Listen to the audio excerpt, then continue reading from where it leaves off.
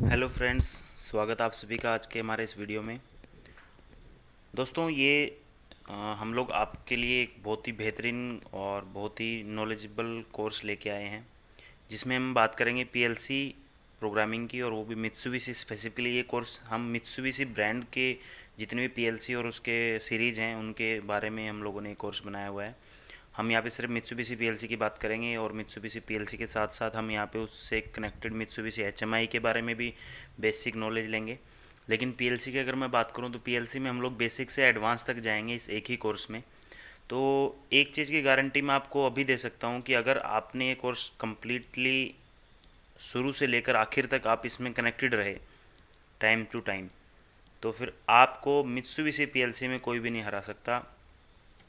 आप कोई भी इंटरव्यू में ही फेल नहीं हो सकते। आप किसी साइट पे किसी बड़े से बड़े प्रोजेक्ट को कंप्लीट कर सकते हो, कोई भी आपको प्रॉब्लम नहीं आने वाली है, क्योंकि हम लोग यहाँ पे बेसिक क्लियर करेंगे, एक फंडामेंटल्स क्लियर करेंगे प्रोग्रामिंग के। क्योंकि हर एक प्रोग्राम हर किसी प्रोग्रामर को नहीं आता, लेकिन उसको कैसे बनाना है प्रोग्राम को वो तरीका उसको आता। तो हम यहाँ पे आपको वो तरीका सिखाएंगे कि कोई भी प्रोग्राम कैसे बनाया जाता है। लेकिन हम इसकी शुरुआत बेसिक से करेंगे, फिर हम धीरे धीरे प्रोग्रामिंग साइड जाएंगे, फिर हम wiring programming and further programming में भी हम एडवांस प्रोग्रामिंग देखेंगे। हम एचएमआई के साथ पीएलसी का इंटरफेस देखेंगे। तो बहुत सारी चीज़ें हम लोग सीखने वाले हैं इस कोर्स में। तो इस कोर्स को आप शुरू से लेकर आखिर तक इस कोर्स के साथ कनेक्टेड रहना। और इस कोर्स के लिए मैं स्पेशली थैंक यू करना चाहूँगा विद्या ट्रांस यूट्यूब चैनल का। देखो, आप सभी जानते हैं कि विद्या ट्रांस एक फेमस यूट्यूब चैनल है, जहाँ से हम लोगों ने पीएलसी सीखी है, पीएलसी कैसे काम करती है, मतलब पीएलसी की बहुत डीप नॉलेज सीखी है। कुछ बेसिक कॉन्सेप्ट को हमने वहाँ से क्लियर किया है। और शायद आप लोगों ने दूसरा नाम नहीं सुना होगा, मेंटिक्स ऑटोमेशन एंड रोबोटिक्स एलएलपी। दरअसल ये कंपनी है जो आपको एक प्रैक्टिकल नॉलेज प्रोवाइड करेगी पीएलसी प्रोग्रामिंग की। अब सबसे पहले बात करते हैं कि विद्या ट्रांस के बारे में। आप सभी को पता है विद्या ट्रांस एक यूट्यूब चैनल है जो कि क्वालिटी एजुकेशन प्रोवाइड करता है, और वो भी एक अफोर्डेबल प्राइसेस पे। क्योंकि आज के टाइम पे बहुत सारे ऐसे केसेस मैंने देखे हैं कि जहाँ पे प्राइसेस बहुत ज़्यादा हाई होते हैं और वहाँ पे नॉलेज जो होती है, जो रिक्वायर्ड नॉलेज होती है, वो नहीं मिलती है। लेकिन यहाँ पे विद्या ट्रांस में आपको पूरी की पूरी रिक्वायर्ड जो नॉलेज है, जो आपको पता होना चाहिए जिस नॉलेज का, वो आपको मिलेगी। यहाँ पे विद्या ट्रांस आपको अलग अलग फील्ड में सीखने का मौका देता है। चाहे वो एम्बेडेड सिस्टम हो जिसमें पीएलसी और एचएमआई और इस तरह की चीज़ें हैं, जिसमें आजकल आर्टिफिशियल इंटेलिजेंस भी ऐड हो गया है, जिसके अंदर आप एआई, डाटा साइंस, एमएल, ये सारे कोर्सेज आप यहाँ से अपने ले सकते हो और अपनी नॉलेज को आगे बढ़ा सकते हो, एक फर्दर स्टेप पे लेके जा सकते हो। अगर आपको विद्या ट्रांस से कॉन्टैक्ट करना है तो उसका कॉन्टैक्ट नंबर नीचे इस स्क्रीन पे आपको दिख रहा है। उसके बाद अगर मैं बात करूँ मेंटिक्स की, तो मेंटिक्स एक ऑटोमेशन कंपनी है जो स्पेशलाइज है इंडस्ट्रियल ऑटोमेशन में, सर्विस में, मेंटेनेंस में, रोबोटिक सिस्टम की, conveyor system, painting process system. चाहे आपको एक छोटी सी प्रोसेस को ऑटोमेट करवाना है या पूरे प्लांट को ऑटोमेट करवाना है, ये सब कुछ करते हैं। और और इनके पास इतनी एक्सपर्टीज़ है जो आपको एक इकोनॉमिकल रेंज में आपको एक अच्छा ऑटोमेशन सॉल्यूशन प्रोवाइड कर सकते हैं, और वो भी लेटेस्ट टेक्नोलॉजी के साथ। तो मेंटिक्स आपका ऑटोमेशन पार्टनर रहेगा इस पूरे कोर्स में। और विद्या ट्रांस की बेस जो हिस्ट्री रही है, जो नॉलेज है उनके पास, उन दोनों को, विद्या ट्रांस और मेंटिक्स को मिला के हम लोग आपके लिए लेके आए हैं बेहतरीन पीएलसी प्रोग्रामिंग कोर्स।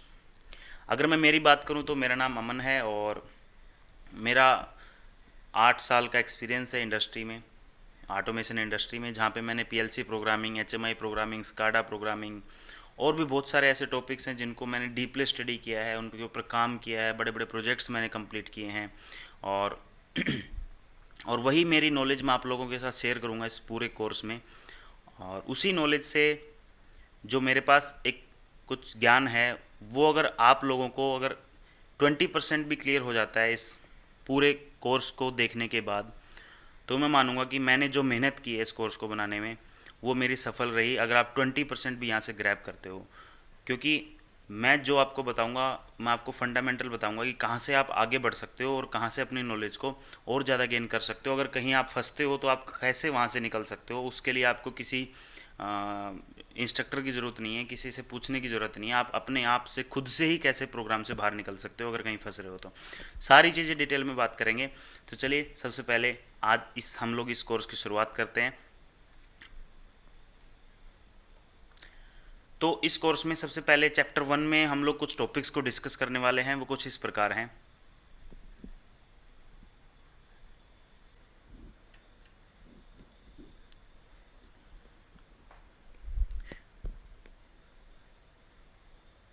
तो दोस्तों वो टॉपिक्स जो हम इस कोर्स में कवर करने वाले हैं वो हैं, सबसे पहले हम लोग बात करेंगे पीएलसी की, कि पीएलसी क्या है, वो पीएलसी कैसे काम करती है। उसके बाद हम देखेंगे पीएलसी कितने तरह की होती है, क्योंकि इंडस्ट्री में हमें अलग अलग तरह की पीएलसी देखने को मिलती है, तो हमें पता होना चाहिए कि पीएलसी किस किस टाइप के हमें इंडस्ट्री में हम किस किस टाइप की पीएलसी को इस्तेमाल करते हैं। उसके बाद हम लोग बात करेंगे कि मित्सुबिशी ब्रांड की पीएलसी कौन कौन सी होती हैं, उसकी क्या सीरीज़ हैं, वो क्या टाइप्स हैं, क्योंकि मित्सुबिशी में भी बहुत सारी सीरीज़ आती हैं अलग अलग, और उन सीरीज़ में कौन सी सीरीज़ का क्या यूज़ है और क्यों हमें वो सीरीज़ यूज़ करनी चाहिए और क्यों हमें वो सीरीज़ यूज़ करनी चाहिए, एक एक चीज़ के बारे में हम लोग डिटेल में बात करेंगे। उसके बाद हम लोग देखेंगे पीएलसी के हार्डवेयर का, मित्सुबिशी पीएलसी का जो हार्डवेयर है उसके कुछ इंट्रोडक्शन देखेंगे कि कैसे क्या क्या होता है उसके हार्डवेयर में, किसको हम किस नाम से बुलाते हैं। उसके बाद हम देखेंगे नंबर सिस्टम। किसी भी पीएलसी प्रोग्रामिंग को समझने से पहले सबसे पहले जो ज़रूरत होती है वो होती है नंबर सिस्टम की, क्योंकि पीएलसी के अंदर जो भी हमारी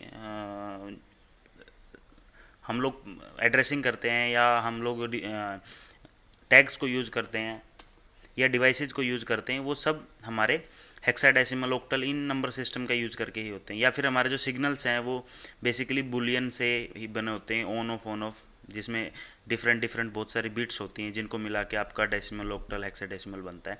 तो नंबर सिस्टम की बेसिक नॉलेज होनी चाहिए, मैं नहीं कहूँगा कि डीप नॉलेज होनी चाहिए, बट हम बेसिक नंबर सिस्टम के बारे में भी बात करेंगे। उसके बाद हम देखेंगे कि पीएलसी की एड्रेसिंग एक बहुत इंपॉर्टेंट स्टेप होता है। पीएलसी पे काम करने से पहले हमें ये समझना बहुत ज़रूरी है कि पीएलसी की एड्रेसिंग कैसे होती है, वो हम देखेंगे इस कोर्स में।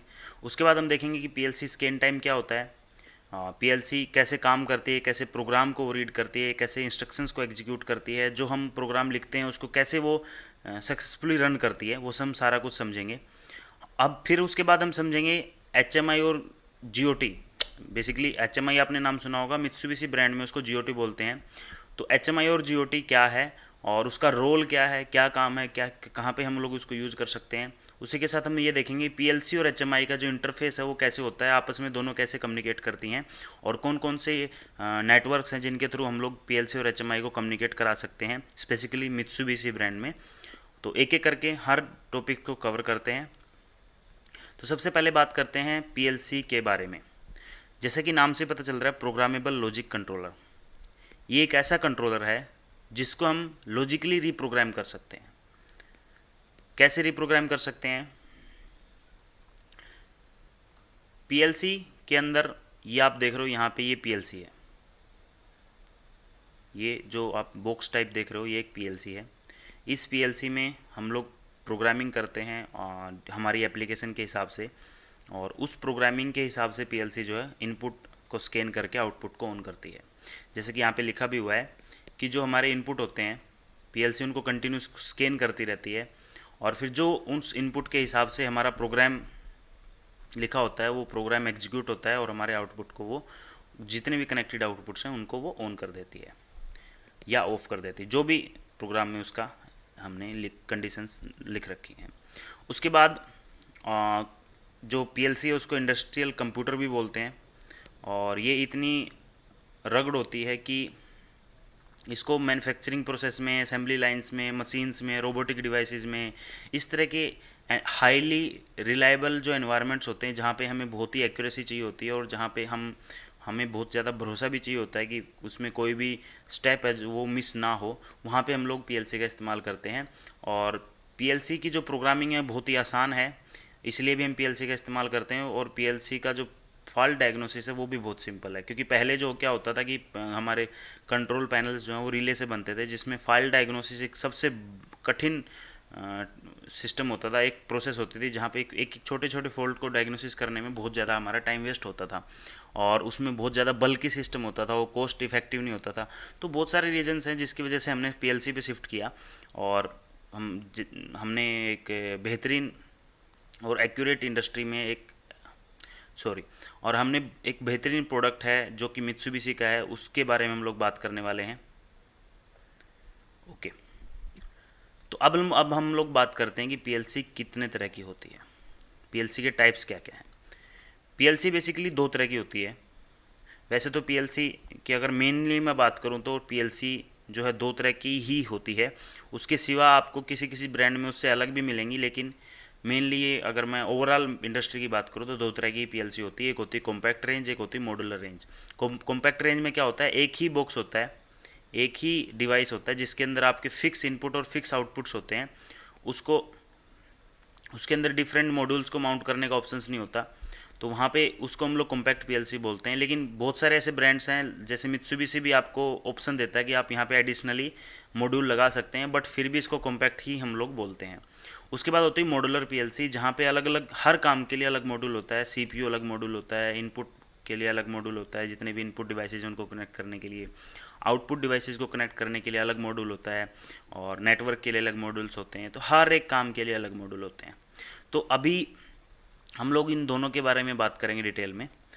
तो जैसे कि मैंने बताया, कॉम्पैक्ट जो रेंज है उसके अंदर मित्सुबिशी ब्रांड के अंदर दो सीरीज आती हैं। एक आती है स्पेसिफिकली, अगर मैं बात करूँ FX5 को मैंने अलग क्यों रखा हुआ है, FX एक सीरीज़ है, ठीक है, और FX5 उसकी जो सीरीज़ में ही एक मॉडल है, जिसमें जो एक न्यू रेंज है जो अभी रिसेंटली कुछ टाइम पहले ही मित्सुबिशी ने लॉन्च की थी, जो कि बहुत ही फास्ट मार्केट ग्रैब कर रही है। और इसका फास्ट मार्केट ग्रैब करने का सबसे मेन रीज़न ये है कि इसकी जो प्रोग्रामिंग एनवायरनमेंट है वो बहुत ही ज़्यादा सिंपल है और इम्प्रूवड है। इसके अंदर हमें इथरनेट पोर्ट जो है वो भी इनबिल्ट मिल जाता है, inbuilt analogue input, inbuilt analogue output, और नेटवर्क 485 जैसे नेटवर्क का भी कम्युनिकेशन के लिए इनबिल्ट इसी में मिलता है हमें। तो एक ही पैक के अंदर हमें बहुत सारे ऑप्शंस मिल जाते हैं। जबकि जो दूसरी इससे ओल्ड जो सीरीज़ हैं FX1 2 या FX3 सीरीज़ है, इनके अंदर हमें इतने सारे ऑप्शंस एक पैक में नहीं मिलते। हमें अलग हर काम के लिए अलग से मॉड्यूल लगाना पड़ता है। लाइक अगर इथरनेट कम्युनिकेशन में करवाना है तो उसके लिए अलग मॉड्यूल लगाना पड़ेगा, एनालॉग इनपुट के लिए अलग मॉड्यूल लगाना पड़ेगा। तो इस तरीके से इसमें जो कस्टमर है उसका अलग से खर्चा होता है बहुत सारा। इसलिए जो अभी के टाइम पे जो लोग हैं वो इसी पीएलसी के तरफ शिफ्ट हो रहे हैं, जिससे कि हमें ये समझ में आता है कि हमें जो है FX5 को भी समझना ज़रूरी है। तो हम बेसिक नॉलेज इसकी भी बात करेंगे इन फ्यूचर। हमारे जो जितने भी फ्यूचर के सेशंस रहेंगे हम एक एक के बारे में बात करेंगे, बट मेनली जो हमारा कोर्स रहेगा वो क्यू सीरीज़ के ऊपर रहेगा, ठीक है। हम लोग मेनली क्यू सीरीज़ के ऊपर बात करेंगे। क्यू सीरीज मॉड्यूलर जो पीएलसी उस रेंज में आती है, जिसमें आपके अलग अलग मॉड्यूल्स होते हैं हर काम के लिए, जैसे मैंने लास्ट स्लाइड में ही बताया था। और इसके बाद जो इसका एडवांस वर्जन है वो है आर सीरीज, जो कि बहुत ही हाई स्पीड है और जिसकी रिलायबिलिटी और भी ज़्यादा है। प्लस इसका जो सेम FX5 की तरह जो प्रोग्रामिंग एनवायरनमेंट है वो बहुत ही सिंपल है और इम्प्रूवड है मैं कहूँगा, क्योंकि वहाँ पे बहुत सारे बग्स को फिक्स किया गया है। और इस पीएलसी की जो मेन बात है वो ये है कि ये बहुत ही ज़्यादा फास्ट है। उसके बाद अगर मैं बात करूँ ए सीरीज़ की, जो अभी बहुत ही रेयरली यूज होती है, तो मित्सुबिशी तो अभी इसको बेचना बंद कर दिया है। लेकिन बहुत सारी मशीनों में जो पहले की पुरानी मशीनें हैं वहाँ पे ए सीरीज़ जो है पहले से इंस्टॉल्ड है, तो वहाँ पे भी हम लोग इसके बारे में इसलिए बता रहे हैं क्योंकि हो सकता है इन फ्यूचर आपको कहीं पे किसी पीएलसी पे जाके काम करना पड़े, तो आपको पता होना चाहिए कि ये ए सीरीज़ की ऐसी दिखने वाले पीएलसी भी मित्सुबिशी की है। और इन सब में अगर मैं बात करूँ, मैं क्यों क्यू सीरीज़ की बात कर रहा हूँ स्पेसिफिकली, क्योंकि क्यू सीरीज़ जो है वो बेस है मित्सुबिशी पीएलसी को सीखने का। अगर आपने क्यू सीरीज़ को समझ लिया तो आप जितनी भी सीरीज़ हैं, लाइक जैसे FX है या FX1 2 3 है, आर सीरीज़ है या ए सीरीज़ है, इन सबको आसानी से समझ सकते हैं, इनके ऊपर काम भी कर सकते हैं। तो इसलिए मैं भी यहाँ पे आपको सबसे पहले फंडामेंटल से, बेस से ही स्टार्ट करूँगा। सबसे पहले हम यहाँ पे क्यू सीरीज़ पीएलसी की ही बात करने वाले हैं।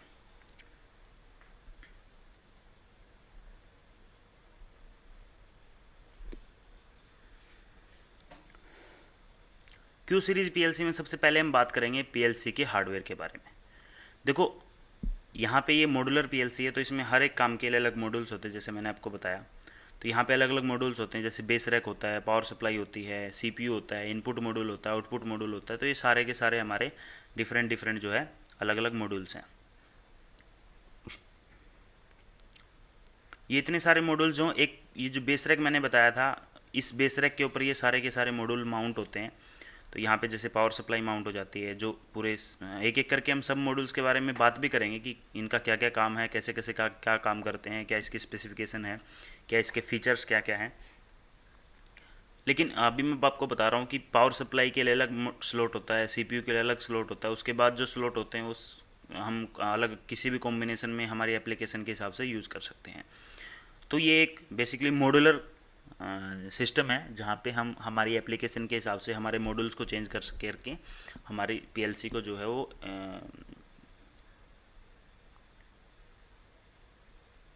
परफेक्ट बना सकते हैं।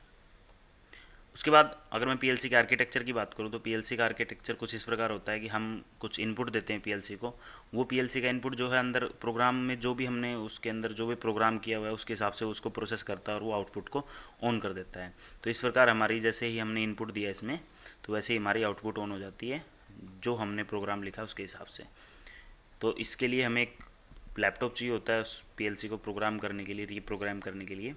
और इसमें इस पूरे आर्किटेक्चर में हमें एक इनपुट कार्ड भी चाहिए जिसके साथ हमारे इनपुट डिवाइसेस कनेक्ट होंगे। उसके बाद हमें सीपीयू मॉड्यूल भी चाहिए जिसमें हम लोग प्रोग्राम हमारा जो है वो लिखेंगे, हमारा प्रोग्राम जो है वो राइट करवाएंगे। तो सबसे पहले हम बात करते हैं हार्डवेयर, हमारे जो भी हार्डवेयर थे उन हार्डवेयर की बेसिक डिटेल्स जो हमें पता होनी चाहिए उसके बारे में बात कर लेते हैं। बेस रैक कुछ ऐसा दिखता है जैसा आप स्क्रीन पे देख पा रहे हो। बेस रैक एक प्रकार का एक पीसीबी है जिसके ऊपर हम लोग अलग अलग स्लॉट में अलग अलग जो हमारे मॉड्यूल्स हैं उनको माउंट करते हैं। तो इस बेस रैक में आप देख रहे हो सबसे पहला जो स्लॉट है वो बना हुआ है पावर, जिस पे लिखा हुआ है, यहाँ पे बड़े बड़े अक्षरों में लिखा भी हुआ है पावर। इसका मतलब है ये पावर सप्लाई के लिए है। यहाँ पे आप सिर्फ पावर सप्लाई माउंट कर सकते हो, इसके सिवा और यहाँ पे कुछ भी माउंट नहीं होगा क्योंकि इसका स्लॉट का साइज भी आप देख रहे हो बड़ा है। तो यहाँ पे माउंट कैसे करते हैं वो तरीका मैं आपको बताऊँगा, लेकिन ये स्लॉट जो है वो स्पेशली पावर सप्लाई के लिए बना हुआ है। उसके बाद वाला जो स्लॉट होता है वो होता है सीपीयू के लिए स्लॉट। यहाँ पे आप देख रहे हो सीपीयू लिखा हुआ है। इस स्लॉट में आपको सिर्फ सीपीयू ही माउंट करना है, उसके सिवा आप कुछ नहीं माउंट कर सकते। ये दो जो पहले स्लॉट हैं ये रिजर्व होते हैं। उसके बाद वाले जो स्लॉट हैं स्लॉट 0, स्लॉट 1 या स्लॉट 2, ये सारे स्लॉट जो हैं वो आप कैसे भी अपनी एप्लीकेशन के हिसाब से यूज़ कर सकते हो, बट ये दो स्लॉट जो हैं वो ये जो रिजर्व होते हैं। इसीलिए स्लॉट का जो नंबर है वो S0 नंबर वो यहाँ से शुरू होता है। ये आप देख भी रहे हो 0 1 2 ऐसे लिखा भी होता है कि आपके ये स्लॉट का नंबर है। तो अगर मैं बेसिक और नॉलेज की बात करूँ तो ये जो हमारे बेस रैक हैं वो डिफरेंट जो मॉडलिंग है मित्सुबिशी पीएलसी में, आपको मॉडल नंबर याद नहीं रखना, बट मैं बेसिक क्लियर करना चाहता हूँ कि मित्सुबिशी पीएलसी में जो बेस रैक है वो स्लॉट नंबर के हिसाब से आते हैं। कितने स्लॉट का बेस रैक है आपका, जैसे 3 का है, 5 का है, 8 का है या 12 स्लॉट हैं जिसमें, यानी कि एक साथ आप एक ही बेस रैक पे 12 अलग अलग जो है मॉड्यूल लगा सकते हो। ठीक है, 0 से 11 तक टोटल 12 आपके स्लॉट होंगे। उसके बाद अगर मैं बात करूं तो सीपीयू का जो बेस रैक का जो मॉडल नंबर है वो कुछ इस प्रकार होता है Q3, उसके बीच में कोई 2 डिजिट का या 1 डिजिट का नंबर होगा और उसके बाद बी लिखा होगा, तो ये आपकी पावर सप्लाई का मॉडल है। ये मैं क्यों बता रहा हूँ, एक बेसिक नॉलेज के लिए, ताकि आपको इन फ्यूचर कहीं पे भी आप कोई भी पावर सप्लाई देखो तो आपको पता चल जाए कि ये पावर सप्लाई का ये मॉडल है, तो ये क्यों मॉडल है, ये मॉडल नंबर ऐसा क्यों दिया गया है। जो बीच में जो 2 डिजिट हैं उसका मतलब है कि उसके अंदर कितने आपके स्लॉट हैं, बेसिकली कितने मॉड्यूल्स को आप उसके अंदर माउंट कर सकते हो। तो सबसे पहला जैसे मैंने बताया जो स्लॉट होता है वो पावर सप्लाई के लिए फिक्स होता है, उसके बाद वाला जो होता है वो सीपीयू के लिए फिक्स होता है। उसके बाद आप अपने किसी भी अपनी एप्लीकेशन के हिसाब से कोई भी स्लॉट में जो है कोई भी सीपीयू या कोई भी आपका जो मॉड्यूल है, like input module, output module या एनालॉग मॉड्यूल, वो सब कुछ यहाँ पे आप अपने हिसाब से माउंट कर सकते हो। या सीपीयू मॉड्यूल भी आपको माउंट करना है, लाइक अगर एक सिस्टम में आपको 4 सीपीयू चलाने हैं तो आप ऐसे 1 2 3 4 ऐसे 4 सीपीयू सिस्टम में लगा के आप यूज़ कर सकते हो।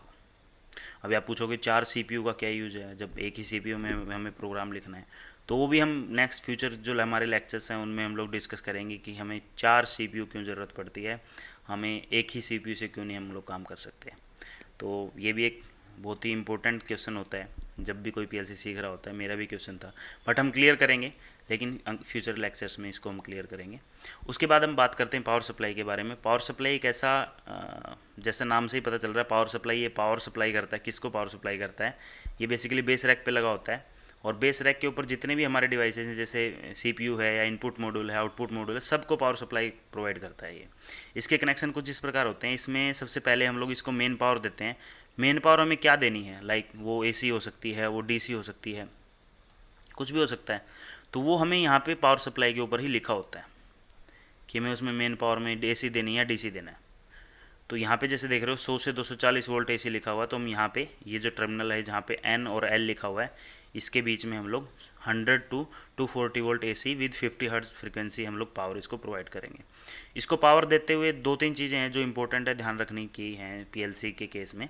सबसे पहले तो जो एसी पावर हमारी आ रही है, कहीं से भी आ रही है, लाइक वो सब स्टेशन से आ रही है या किसी पीडीबी से आ रही है या किसी एमसीबी से आ रही है, तो वहाँ से पावर आने के बाद हमें बीच में एक नॉइज़ फ़िल्टर लगाना ज़रूरी है, क्योंकि जितने भी हमारे इलेक्ट्रिकल पावर के साथ जितनी भी नॉइजेज होती हैं वो सारी की सारी यहाँ से एलिमिनेट हो जाती हैं, कम हो जाती हैं। बिल्कुल जीरो तो नहीं होती, लेकिन बहुत हद तक ये जो है नॉइजेज को, जो पावर के साथ नॉइज आई है, उनको कम कर देता है। उसके बाद हम लोग यूज़ करते हैं ट्विस्टेड पेयर केबल, यानी कि एक केबल को जिसमें हम ट्विस्ट कर देते हैं। जैसे एक केबल ऐसे आएगी आपकी और दूसरी केबल आपकी ऐसे आएगी, उसके ऊपर से लिपट के जाएगी। तो ट्विस्टेड पेयर केबल यूज़ करने का भी यही एक रीज़न होता है कि उसके अंदर जो नॉइजेज होती हैं उनको कैंसिल आउट कर देती है और एक प्योर एसी जो पावर है वो हमारी पीएलसी को मिलती है। क्यों हमें ये लगाना पड़ता है, क्योंकि अगर हमारा जो इलेक्ट्रॉनिक सर्किट पीसीबी में है, पीएलसी में है, वो अगर सेफ़ नहीं रहेगा, उसके अंदर अगर नॉइज जाएंगी वो जल्दी फेलियर कर सकता है। उसके अंदर चांसेज हैं कि वो हमारा जो सिस्टम है वो जल्दी फेल हो सकता है। उसी के साथ जो इंपॉर्टेंट कनेक्शन होते हैं वो होते हैं अर्थिंग के। अर्थिंग यहाँ पे दो टर्मिनल होते हैं अर्थिंग के। अर्थिंग क्या होती है आप सभी को पता होना चाहिए। अर्थिंग हमारा जो होता है वो ग्राउंड टर्मिनल होता है, जहाँ पे हम लोग हमारी जो जीरो पोटेंशियल जिसको हम बोलते हैं, जहाँ पे जो भी लीकेज करंट होता है, या अर्थिंग क्यों करते हैं बेसिकली, जो भी लीकेज करंट होता है या एबनॉर्मल नॉइजेज होती हैं वो अर्थिंग के थ्रू, ग्राउंड के थ्रू हम लोग उसको जीरो पोटेंशियल में डिस्चार्ज कर सकते हैं। तो यहाँ पे भी हम लोग अर्थिंग करेंगे। इसमें लाइन ग्राउंड और फील्ड ग्राउंड होता है। लाइन ग्राउंड वो होता है जो हमारी पावर के साथ आया है, पावर सप्लाई की जो केबल उसके साथ आया, एक अर्थिंग वायर आती है, उसको लाइन ग्राउंड बोलते हैं। फील्ड ग्राउंड वो होता है जो हम लोग अलग से पिट खोद के, अर्थिंग फिट बना के और हमारे जो मशीन है उसके बॉडी को कनेक्ट करते हैं। तो यहाँ पे भी हम फील्ड ग्राउंड से भी उसको कनेक्ट कर सकते हैं। उसके बाद इसकी और एक दो डिटेल के बारे में बात करेंगे। ये जो पावर सप्लाई है 3 से 5 वोल्ट डीसी प्रोवाइड करता है उसके इंटरनल सर्किट को, जिससे कि वो जितने भी सीपीयू पावर इनपुट मॉड्यूल या आउटपुट मॉड्यूल हैं वो पावर ऑन हो सकें और वो रन कर सकें। और ये एक चीज़ और बता देता हूँ, ये जो पावर सप्लाई है, जो मेन पावर है जो सीपीयू के अंदर आ रही है, सॉरी जो पावर सप्लाई के अंदर आ रही है मेन एसी पावर, उसके अंदर 10 से 15% की फ्लक्चुएशंस को भी ये झेल सकता है, जिससे कि आपकी पीएलसी जो है ऑफ नहीं होगी।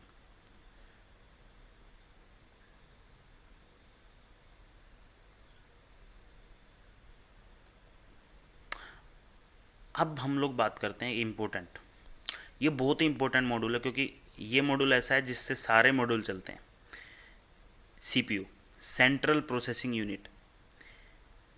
सीपीयू हमने स्कूल में पढ़ा था, जैसे कंप्यूटर होता है उसका सीपीयू होता है, तो जिसके अंदर सब कुछ प्रोग्राम होते हैं, जिसके अंदर विंडोज़ इंस्टॉल्ड होती है। तो ये भी एक प्रकार से कंप्यूटर है। जो पीएलसी है उसका मेन माइंड यही है, इसके अंदर ही हम लोग हमारे जितने भी प्रोग्राम होते हैं वो होते हैं, और यही जो है इनपुट और आउटपुट को, इनपुट जो हमारे आउटपुट्स हैं उनको कंट्रोल करता है और इनपुट सिग्नल के हिसाब से। तो सीपीयू मित्सुबिशी की क्यू सीरीज़ का जो सीपीयू है कुछ इस प्रकार से होता है, जैसे आप देख भी पा रहे हो। ये एक सीपीयू है Q02U सीपीयू, ये एक सीपीयू है Q26 UDV सीपीयू। तो ये अलग अलग मॉडल हैं, इन मॉडलों के अलग अलग कुछ फ़ायदे होते हैं। ये जैसे ओल्ड सीरीज़ है, ये इम्प्रूव्ड सीरीज़ है, न्यू सीरीज़ है, तो कुछ डिफरेंस होता है इनमें। हम लोग वो फ्यूचर में बात करेंगे, अभी इन पे ज़्यादा ध्यान नहीं देंगे। लेकिन मेन बात जो समझने की है सीपीयू में मित्सुबिशी में, सबसे पहले तो यहाँ पे आपको एक एलईडी पैनल मिलता है, जिसमें आपको अलग अलग एलईडीज़ होती हैं अलग अलग इंडिकेशन के लिए। जैसे कि आपकी अगर पीएलसी रन में है तो वो रन यहाँ पे एलईडी ग्लो करेगी ग्रीन कलर में, तो आपको पता चल जाएगा कि हमारा जो पीएलसी है वो रन है और वो प्रोग्राम जो है एग्जीक्यूट हो रहे हैं। मोड है तो आपकी पीएलसी जो है वो पावर ऑन है, सीपीयू में आपकी पावर ऑन है। तो मोड एलईडी के डिफरेंट डिफरेंट फंक्शंस होते हैं, लाइक अगर ब्लिंक कर रही है या रेड है या ग्रीन है, तो उस हिसाब से हम लोग इसको एक एक डिटेल बात करेंगे फ्यूचर में जब हम इसकी पीएलसी की प्रोग्रामिंग के ऊपर जाएंगे। उसके बाद एरर की एलईडी होती है। अगर पीएलसी में कोई भी एरर आता है तो आपको एरर की एलईडी ग्लो हो जाती है, जिससे कि आपको पता चल जाता है कि पीएलसी की जो अंदर प्रोग्राम में कुछ ऐसा हुआ या कोई मॉड्यूल डिस्कनेक्ट हुआ है, किसी भी वजह से कोई ना कोई एरर है पीएलसी में, जिसकी वजह से आपकी जो है पीएलसी माल फंक्शन कर सकती है। लाइक कई बार ऐसा भी होता है कि पीएलसी में एरर होता है बट उससे पीएलसी चलती भी रहती है, तो आपकी एरर की भी ऑन होगी और रन की एलईडी भी ऑन होगी, एक साथ दोनों भी ऑन हो सकती हैं।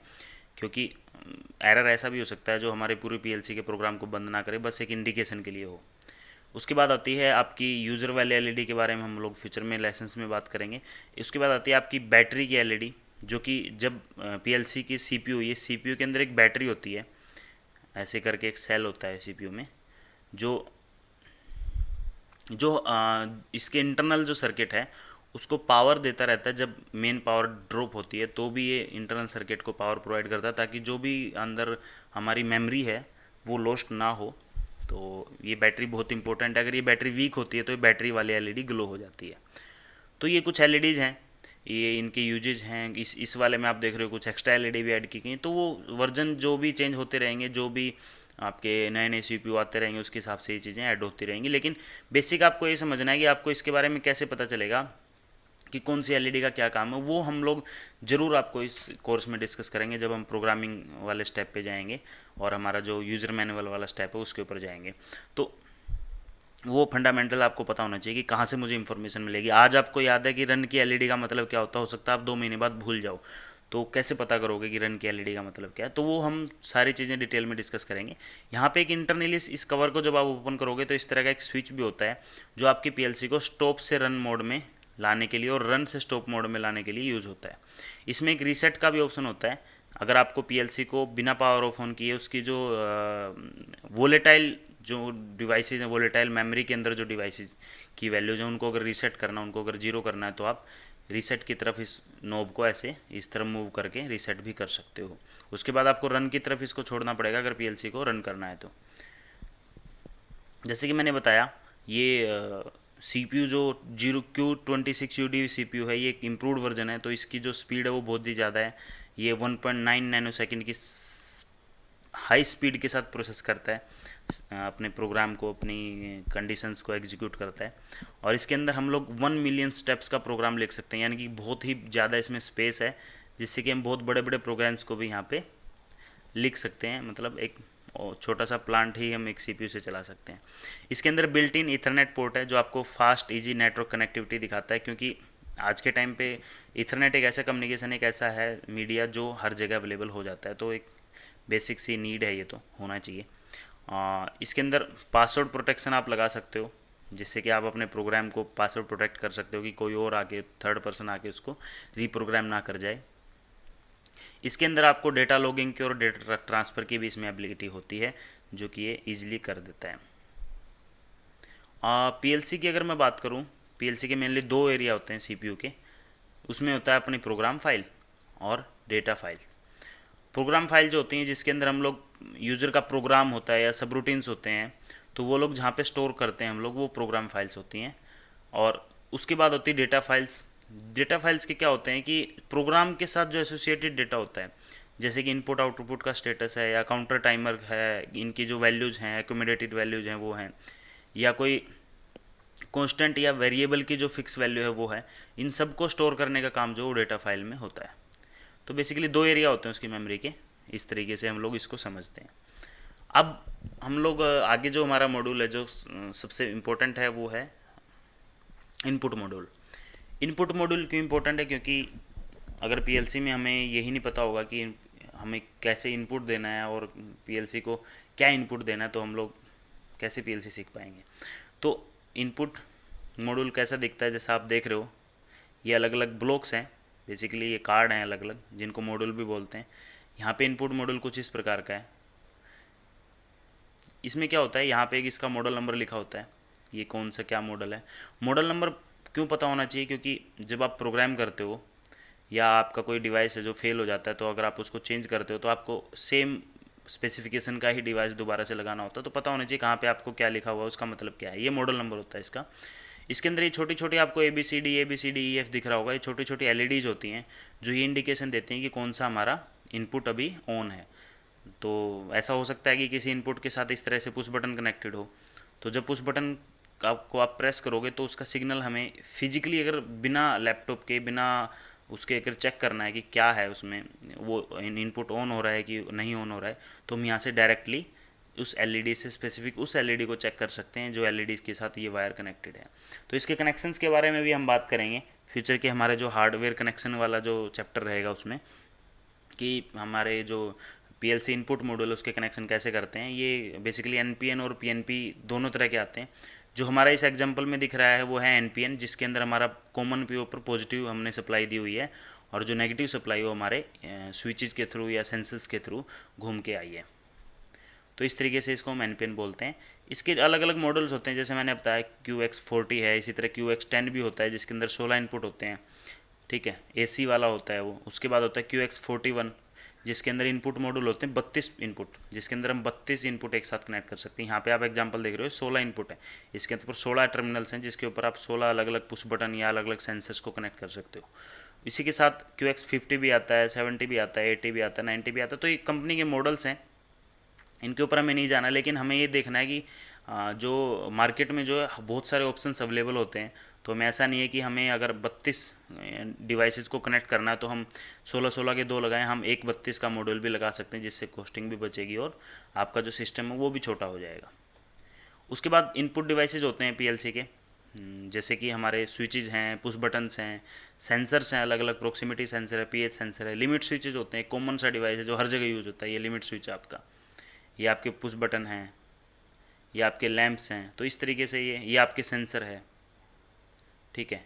ये उस प्रकार से आपके फोटो इलेक्ट्रिक सेंसर्स होते हैं, जो आपके सामने अगर कोई ऑब्जेक्ट आता है तो उसको फोटो इलेक्ट्रिक फंडामेंटल से उसको डिटेक्ट करके आपको सिग्नल देते हैं। प्रोक्सिमिटी सेंसर्स होते हैं, उसकी प्रोक्सिमिटी यानी कि उसकी रेंज में, जैसे ये प्रोक्सिमिटी सेंसर है तो इसकी रेंज में जो मेटल का पीस अगर आता है तो ये उसको डिटेक्ट कर लेता है। उसके बाद आते हैं प्रेशर स्विचेज होते हैं, जो हमारे अलग अलग प्रेशर के ऊपर हमें सिग्नल देते हैं कि अगर 4 kg किसी लाइन का, अगर 4 kg ऐसे लाइन के ऊपर ऐसे प्रेशर स्विच कनेक्टेड होते हैं ऐसे तो अगर इसका प्रेशर हमने सेट कर दिया कि इस लाइन का प्रेशर अगर 4 kg से नीचे जाएगा तो हमें एक अलार्म जनरेट करवाना है। तो हम कैसे करते हैं, हम एक प्रेशर स्विच कनेक्ट करते हैं पीएलसी के साथ और उसकी सेटिंग कर देते हैं पीएलसी में कि जैसे ही वो 4 kg से कम का सिग्नल आएगा तो अलार्म दे देगा। तो इस तरह से प्रेशर जो सेंसर्स हैं उनको भी हम लोग पीएलसी के साथ कनेक्ट करते हैं। एनालॉग इनपुट सेंसर्स हैं कि हमें बहुत सारे केसेस में क्या होता है, इस प्रेशर की वैल्यू को ही कहीं पे यूज़र को दिखाना होता है कि एक्चुअल में अभी क्या प्रेशर चल रहा है। वो जाके मशीन के अंदर कहीं पे प्रेशर सेंसर लगा होता है, कोई पाइपलाइन ऐसी होती है जो मशीन के बहुत अंदर होती है, मशीन पूरी बंद होती है, तो उस प्रेशर को देखने के लिए ऑपरेटर वहाँ नहीं जा सकता, तो उसको एक HMI पे स्क्रीन पे ही दिखाना होता है कि अभी एक्चुअल में क्या प्रेशर चल रहा है। तो इस तरह से, या प्रेशर या फ्लो या कुछ भी टेम्परेचर, तो इस तरह से एनालॉग इनपुट सेंसर्स होते हैं जो लाइव वैल्यू देते हैं पीएलसी को, और वो पीएलसी की वैल्यू को हम HMI या स्काडा पे उसको दिखा सकते हैं, ऑपरेटर को शो कर सकते हैं कि वो क्या अभी एक्चुअल कंडीशन है। उसके बाद एनकोडर्स होते हैं जो कन्वेयर के साथ कनेक्ट होते हैं, कन्वेयर की रोटेशन के साथ वो घूमते हैं और हमें सिग्नल देते हैं कि किस स्पीड पे हमारी कन्वेयर चल रही है, क्या उसकी पल्स आ रही है। तो हम बेसिक नॉलेज हर डिवाइस की भी कवर करेंगे अगर हमें लगेगा कि उसकी ज़रूरत है तो। इसी के साथ अगर मैं आउटपुट मॉड्यूल की बात करूँ तो जिस तरह से इनपुट मॉड्यूल था, आउटपुट मॉड्यूल भी उतना ही इंपॉर्टेंट है, क्योंकि इससे ही हमारे जो आउटपुट डिवाइसेज हैं वो कनेक्ट होते हैं, चाहे वो लैंप हो, चाहे वो रिले हो, चाहे कॉन्टैक्टर है या कोई भी बड़ा छोटा डिवाइस है, सभी जो डिवाइस इसी से कनेक्ट होते हैं।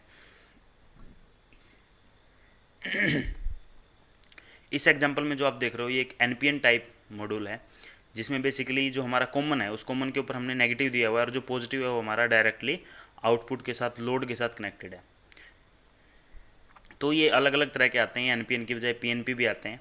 इनपुट और आउटपुट दोनों सभी मॉड्यूल जो हैं एनपीएन और पीएनपी दो तरह के कॉन्फ़िगरेशन में आते हैं। जब हम कनेक्शन वाले चैप्टर पे जाएंगे तो हम एनपीएन और पीएनपी को भी समझेंगे कि इन दोनों का क्या कॉन्सेप्ट है और दोनों में क्या डिफरेंस है, और इन दोनों में क्या हम आपस में इनको यूज़ कर सकते हैं, और अगर इनको यूज़ कर लिया आपस में एक दूसरे को तो फिर उससे क्या नुकसान हो सकता है, और अगर इसको सही तरीके से हम लोग यूज़ करेंगे तो हमें, अगर हमें क्लियर हो जाता है तो हमें क्या फ़ायदा हो सकता है। इसी के साथ इसमें बहुत सारे मॉडल्स आते हैं, जैसे इनपुट में भी थे, यहाँ पे अलग अलग मॉडल्स की सीरीज़ हैं।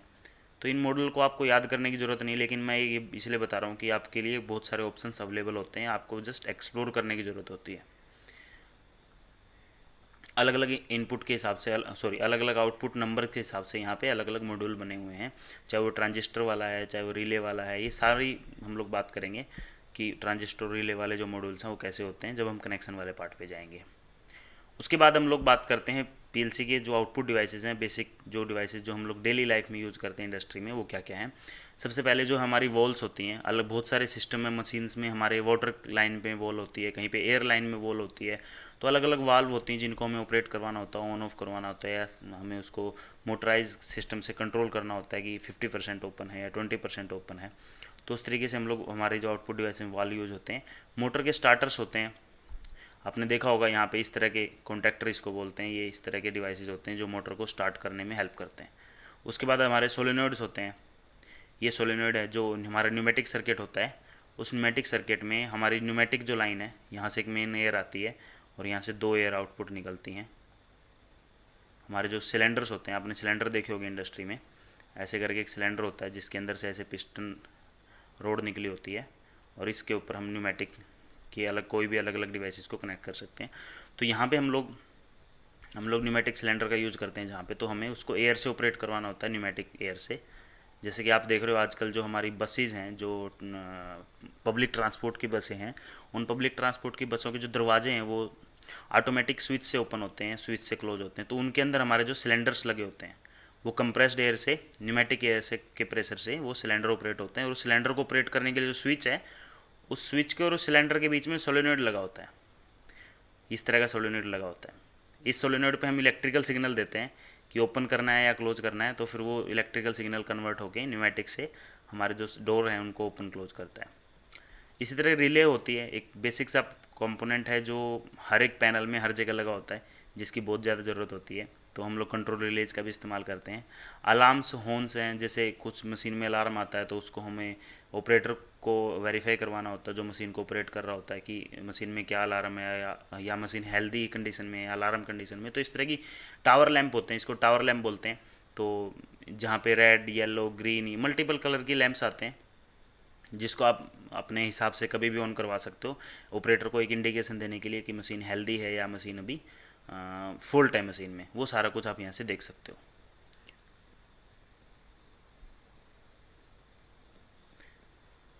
उसके बाद इसी तरह हमारे फ़ैन हैं, हमारे पंप्स हैं। ये फ़ैन में आपको कोई भी फ़ैन हो सकता है, एक सेंट्रीफ्यूगल फ़ैन हो सकता है, एक सेलिंग फ़ैन हो सकता है। पंप में आपका घर की पानी वाली मोटर भी हो सकती है, या एक बहुत बड़ा इंडस्ट्रियल पंप भी हो सकता है जो अलग अलग मटेरियल्स को सप्लाई करता है टैंक में।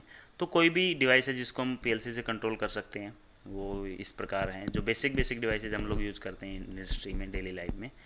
उसके बाद जो इनपुट मॉड्यूल आउटपुट मॉड्यूल की हमने बात की, उसके बाद और भी बहुत सारे मॉड्यूल हैं जो हम लोग यूज़ करते हैं पीएलसी में। जैसे कि हमारा सीसी-लिंक मॉड्यूल है, हमारा सीसी-लिंक आई मॉड्यूल है, इथरनेट मॉड्यूल है। इन सब के बारे में हम लोग बेसिक बेसिक नॉलेज बात करेंगे।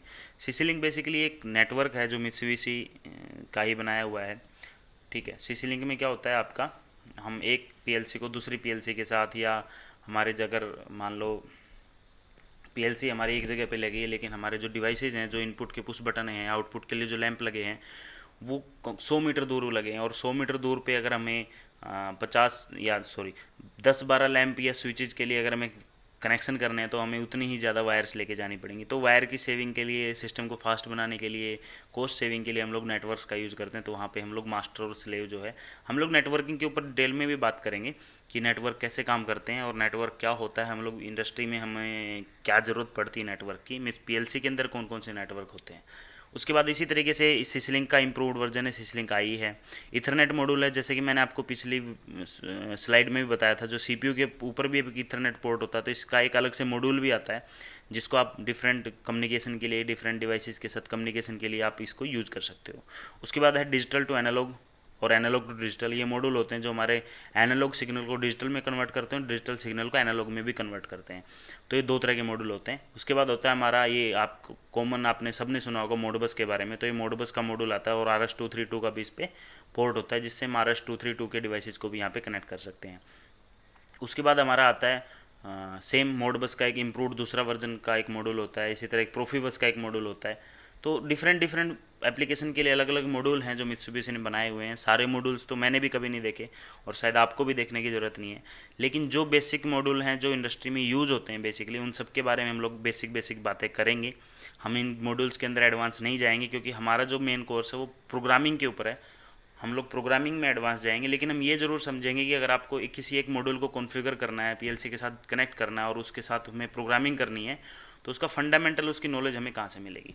तो आगे चलते हैं और आगे हम इस जो भी हमारा जो सेशन है उसके बारे में हम बात करेंगे।